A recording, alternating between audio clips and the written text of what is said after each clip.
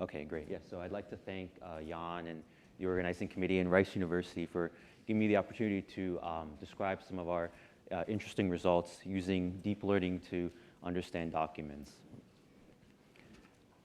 So a brief agenda. So I'll talk about, background, essentially, Bill.com, what are services we provide to our customers. And from there, I'll talk about OCR, so optical character recognition. It's a kind of classical technique or a whole host of algorithms that are used to extract information from documents. So converting pixel data to strings. I'll describe, some strong motivation as to why we want to build our own in-house model, a homegrown model, utilizing the end-to-end architecture. And for that, I'll talk about some of the building blocks, right, to essentially do that, and then some of the results and examples that I can share. Cool. So if you haven't heard of Bill.com, or if you haven't used the service, you can think of us as a payments company, a payments platform with Dropbox attached to it. Okay, so you can, our customers essentially are small business owners. They upload tons and tons of invoices, documents, all sorts of, contracts, legal documents, and they create payments from these things, mostly from the invoices, but they do treat us as a kind of a repo of document storage, right? It's like a one source. And so you imagine, we essentially help to automate, but really help streamline the workflow for payments and also for approvals, and really try to digitize a lot of the invoices you might imagine, not just PDFs that come in through email that are very well formed, but scanned documents, people taking photos of receipts with their cell phone, things like that. And this becomes a very challenging problem, and how do we actually try to digitize these things, right?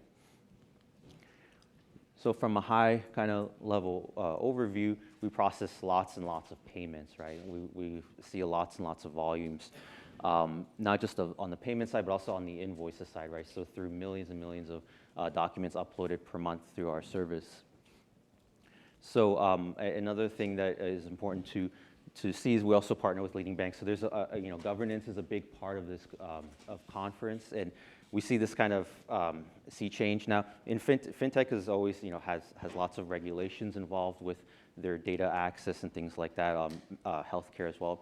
But in the past, maybe 10 or so years ago, you see a lot of machine learning being done on local laptops with user data. If you're working for, let's say, like a social media company, and you're producing all these algorithms, but you have a lot of sensitive data on your laptop, right? And so data governance and data security is a very important aspect of our work. And I would say we're excellent data stewards, right? And then the last thing, so we do have an office now in Houston. We actually opened this very recently, right? So we're growing very rapidly in both our headquarters in Palo Alto and in Houston here. Okay, so here's an example of an invoice that a user or an organization might upload to our service. And all these invoices are fake, by the way. So you upload an invoice, and a service that we provide, actually a very important service, is what we call IVA. It's our intelligent virtual assistant. Essentially, it's extracting that required information to create a bill, and then automating that, right? So instead of having to enter in, you upload an invoice, or someone uploads it for you, right, to make a payment, instead of having to enter in all the necessary info, all our algorithms under the hood kind of work to extract the necessary information. So what are the important fields to create a bill? Well, who you're going to pay, right? The name, the vendor name, right, at the top. What's the amount? How much? And then the date, right? When is it due, so that you can determine, I want it to be paid on that date, or maybe sometime before. These are all critical and required fields to create and create a bill and make a payment on that, right? And so you see, even from a fairly well-structured, well-formed invoice, there's quite a lot of complexity. So total amount, right? Very important field, but we see there's a crossed out amount, right? So our algorithms need to understand these kinds of intricacies. And you see there's discounts, there's all sorts of line items as well. So let's talk about how we actually try to extract this information. So OCR, optical character recognition, is a fairly, it's been around for a bit of time now, a fair amount of decades, I say maybe 3 decades or so. And it's essentially a family of algorithms that try to go from a small, let's say a 10 by 10 pixel image of a character and try to predict what that character is, right? So while the problem has been around for many decades, the actual solutions or the algorithms have been updated a lot, right? So even most recently these days, these algorithms are utilizing things like deep learning. In the past, obviously not so much. So you have, I put some, 10 by 10 boxes around a few of these characters, send it through your, OCR algorithm. And there's a lot of OCRs that are, open sourced, off the shelf. You can just try them out, download them. Microsoft, I know, has them as well. And then there's also paid services, such as what's in Google and Amazon on their cloud services. So you run it through your algorithm, and then if you're lucky, some of these OCR algorithms will also produce a probability, right? And we want to understand like how confident the algorithm is of that prediction. So, for example, I boxed out a few of the eyes, and you see that for some of the eyes, it really thinks it's an eye, but for others, it's like, well, maybe it's a 1. Some of it, for this one, it does think it's 1. So it's kind of an illustrative purpose of one of the challenges of utilizing OCR, right? It's not always sure about whether a character is one or the other for difficult characters. So that's kind of the maybe simplistic view of OCR. Actually, when you can run a whole image of a document through one of these some of these more complex OCR services or algorithms, and they try to digitize the whole image, right? It's not just per character, but for the whole thing. So, for example, let's say you have an example invoice here, and you want to extract the amount again, right? So your output from your algorithm will be this giant, let's say, object or string. And then now, to actually extract that, the interesting information, the information that you're looking for, you need to write an NLP algorithm, right, to essentially extract the 538 from this. So this might be as simple as, well, let's search for the string total USD, and then take the white space delimited object to the right of that, or maybe below that, right? So that's an example of that's an example of an NLP algorithm. Now here's another challenge, or one of the main challenges of utilizing OCR on your whole document, is that you have to develop very, very sophisticated NLP algorithms, right? Extremely sophisticated. So we handle lots of invoice types, and because we're growing, because our user base is growing, and they're uploading new types of invoices from new vendors, and we see that this has to be probably needs to be updated fairly consistently, and has to be very sophisticated, right? You can't just search for total USD. Sometimes you have to search for other things like that. But essentially, this can be quite complex. So that's one of the challenges. Now let's say we have this, bottom line from one of our invoices, and from a show of hands, for this amount, how many people think it's 156? Okay, and then how many think it's 456? Okay, so maybe like 60-40. Let's just call it 50-50. I was trying to make this is a toy example. I was trying to make it 50-50. But so I send this through one of these over the open source OCRs, and I get 156 as my prediction, right? So let's maybe peel back the curtain a little bit and see more of the document. And so this is now coming to the second challenge of OCR. It's really utilizing one area of your document, right? Although it's digitized, or the whole document, these NLP algorithms are looking for, let's say now, total invoice amount, and finding the object to the right, white space delimited. But if you look at the whole document, now the amount's not ambiguous at all anymore, right?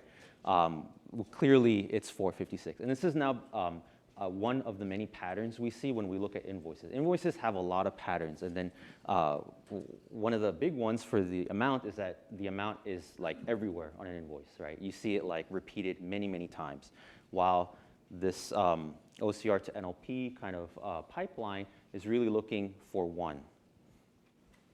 Okay, so how can we try to use more of the document? So going more on patterns, we see here an example from invoice like template, And if we look at the invoice number, another important field, you see another pattern emerge.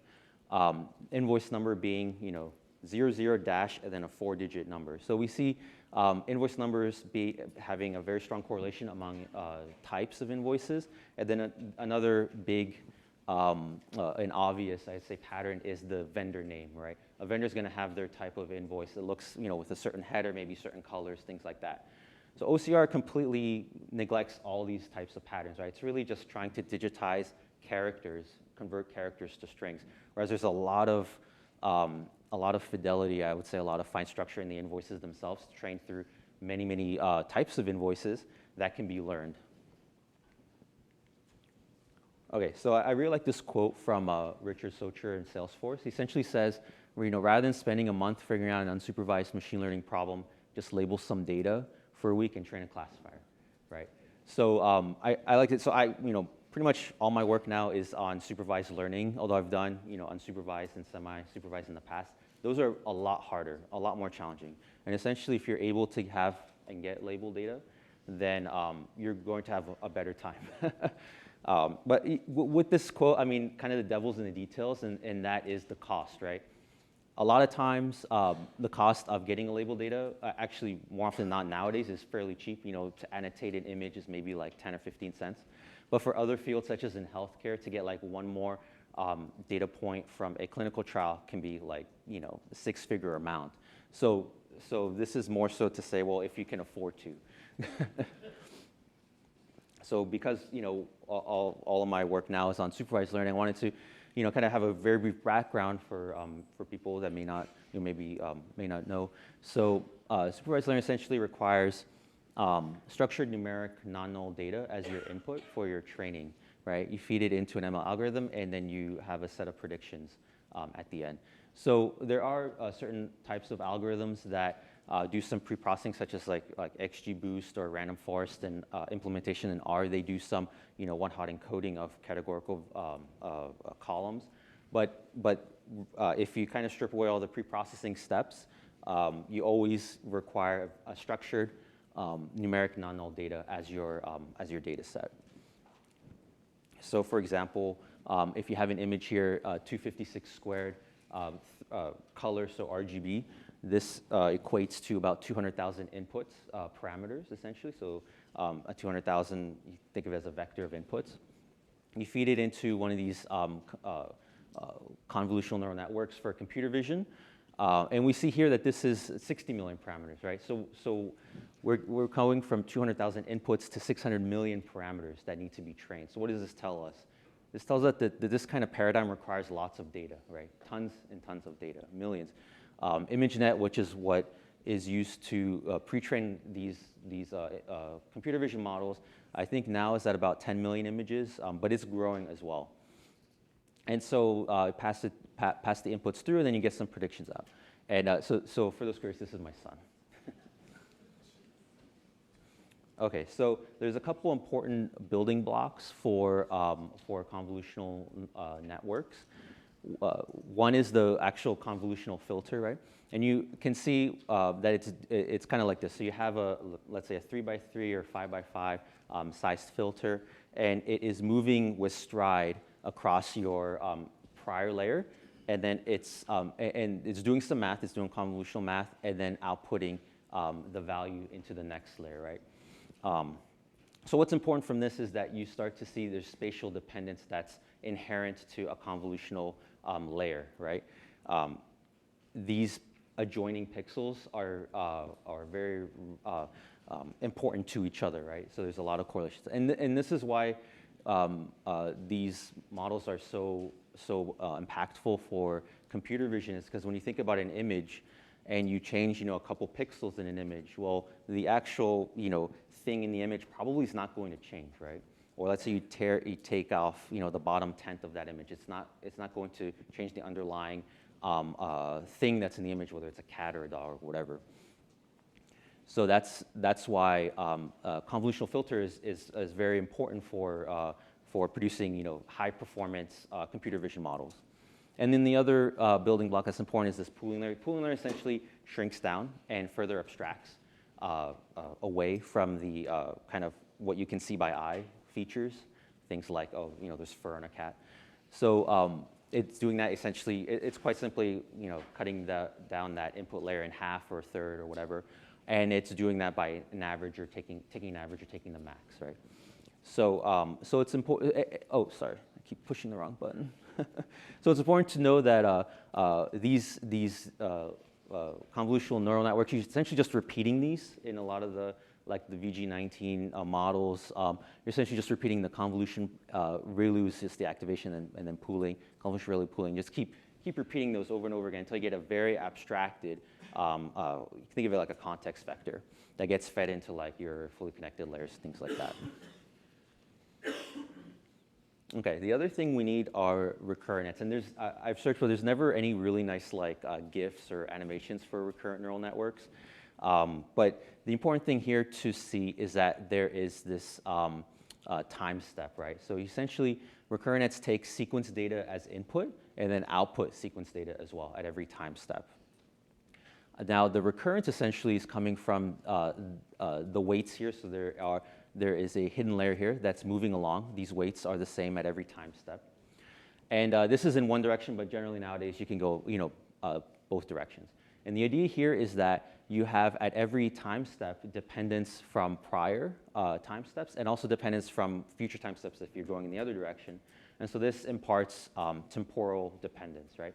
So you have CNNs that impart spatial dependence and these RNNs that impart temporal dependence.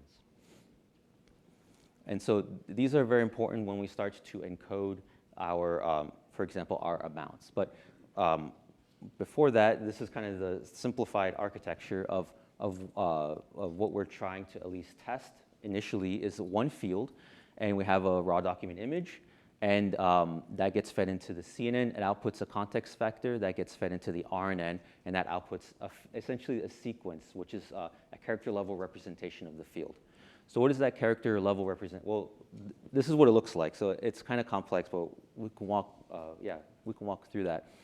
And this is now maybe like one of the first big benefits of having this kind of approach is that when we are encoding our fields, for the amount, for example, we know amounts are numeric, right? We know that it has to be, it's a float essentially. All the amounts are floats. And so we can encode a character set that represents that. And this is kind of the only a priori knowledge that we're giving our network in a sense, is that for all the numerical fields, we're going to have just these characters representing the fields. And so now for amounts, we're never going to have an issue from OCR where an I is a 1, right? We may have things like a 3 is a 6, but we're never going to see an I is a 1 or an I is a 7 or things like that. And so so we just have 12 characters in this case. And so our output becomes 13 by 12 with, if you set a max length. And then for alphanumerical fields, things like invoice number or the vendor name, then we do include the alphabet, right? And then when you want hot encode it all, you see something like this. And then this is now the second nice thing, which some OCR algorithms do produce, is a probabilistic understanding of your prediction, right, at a character level. So we can essentially go through character by character and see how likely one character is versus another, right? So the 3 here, if we look at N, 0, 1, 2, 3, the model now is showing that is 99.6% likely the prediction's a 3. And the second character, N, 0, 1, 2, 3, 4, 5, 6, 7, where is it? Here it is, yeah, 65. So 65% likely that it's an 8 versus 34.6% likely that it's a 9. So we see now that per character we can say, now it's very likely it's a 3, but we're maybe not so sure about this, whether it's an 8 or 9, and then on the next one, and the next one, so on and so forth. Okay, and the nice thing about this architecture is it scales for as many fields, as many things you want to know about the invoice. As long as you have a label, you can add it here, right? So every RNN is producing a field. Perhaps you have a fully connected layer, a classifier essentially. If you want to have classification done, like let's say you want to know, is this an invoice or not? Or maybe what type of invoice is this? As long as you have a label for these things, you can just keep tacking them on to the CNN. Cool. So we do also some transformational augmentation, or like fluffing up the data set. I think this is fairly common with when you're trying to train computer vision models. You essentially take an image and you rotate it slightly, or you zoom in slightly, or you add some noise and things like that. It just helps further generalize the model. And so our model looks something like this. So for one field, essentially, we have our the output of our CV model, which in the past was an inception model, and now we're actually going to build that in-house as well. So we have lots of data. We actually have many times the ImageNet size. So we can actually start to build our own computer vision model, because invoices look very different to like cats and dogs and things that ImageNet has. And then from there, we connect it, and we have two bidirectional GRUs, essentially. And then you have a dense layer to do your prediction. This is for the amount. OK, cool. So I also need to touch a little bit about how these things are trained through stochastic gradient descent and its family of optimizers. So this is a loss landscape of training CIFAR 10. CIFAR is essentially another one of those ImageNet type of data sets. So it's images, it's 10 classes. And loss. So loss is essentially a numerical representation of how good your predictions are, right? So there's many different types of losses. I'm not entirely sure what this one is, but it doesn't really matter for here. The important thing is to know what is actually happening as you're training. So as you're training your model, you're taking steps kind of down the loss landscape, right? And this simplifies it. This makes it look like it's two-dimensional. But in fact, this is as many dimensions as you have parameters, because through SGD, you're taking a derivative of the loss with respect to all your weights, all the weights that are changing in your model. So if you have 60 million weights, this has 60 million dimensions. Now, you could do some things such as like PCA to try to get just the two principal components. I'm sure that's what's been done here. Try to get the most important components, because there are a lot of correlations, right? And then as you're doing SGD, you're taking that derivative and you're just going down the maximum slope, right? So you're kind of walking down maximum slope.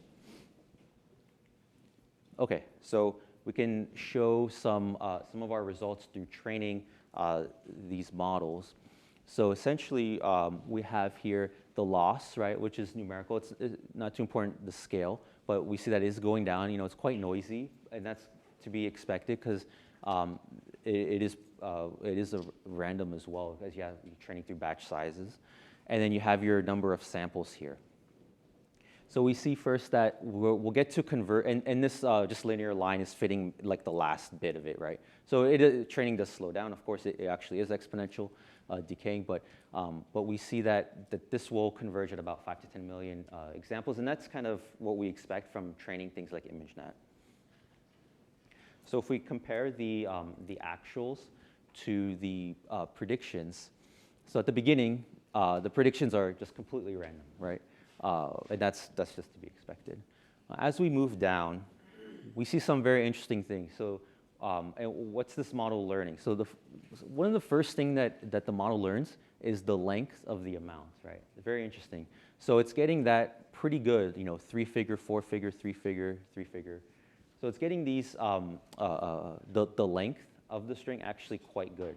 And then the other thing that it's learned, which is fairly significant, is the nature of the decimal, right? It has a decimal 0, 0. So we didn't actually impart any knowledge about whether there's like a cent amount or whether there's even a decimal or things like that. So it's learned that, of course, through training, through even just some initial training, that all the amounts are going to be, decimal, digit. As we move further down, we start to get some hits, but it's still fairly noisy, right? It's still not doing super well. And then finally, when we get down to the nitty-gritty, right? When we're getting close to convergence, we're starting to see now a lot of hits, so fairly high accuracy. And what's interesting is, I mentioned this is, this talk is trying to go beyond OCR, but when you look at the errors, you actually see OCR-looking errors. So for example, at least at this stage of training, we see things where like a 3 may be a 9 or a 1 may be a 7. So these are like OCR level errors. So these algorithms are doing OCR, right? But they're utilizing much more of the document to essentially improve the prediction of the fields of interest. Cool. So yeah, for conclusion, I hope I kind of described our thinking, our process, right? So end-to-end deep learning essentially utilizes the whole image, right? And there's a lot of patterns from that image that can be learned and are being learned from these algorithms, right? Whereas OCR is really utilizing just one location. Data augmentation, of course, improves generalizability. And the nice thing about this design is it scales, right? So as people have more, maybe they want to extract something new from a document or add a new field of extraction or something about that document, as long as there's a label, you can kind of tack it on and then train and then utilize the computer vision aspect of the model to help analyze and have a performant classifier or a field. And yeah, so and the last thing, of course, one of the big benefits is because this is a character level representation that you get confidence scores per character. And so finally, we are always looking for data scientists, either full-time or for internships. So please reach out to me. We also have a booth out back, sobill.com. And yeah, thank you. And any questions, please let me know.